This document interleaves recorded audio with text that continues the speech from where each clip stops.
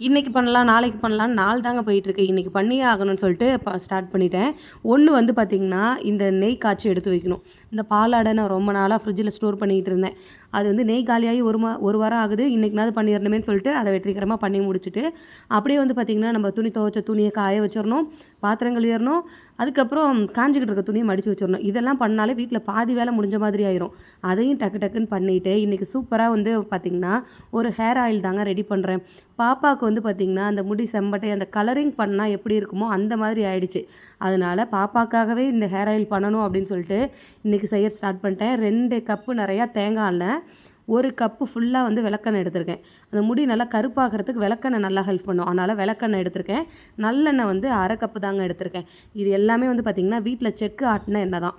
இதை எடுத்துட்டு அந்த எண்ணெய் 3 எண்ணெயுமே லைட்டாக சூடானதுக்கப்புறம் நல்லா ஒரு 2 கைப்பிடி அளவுக்கு கருவேப்பிலை எடுத்து வச்சுருக்கேன்.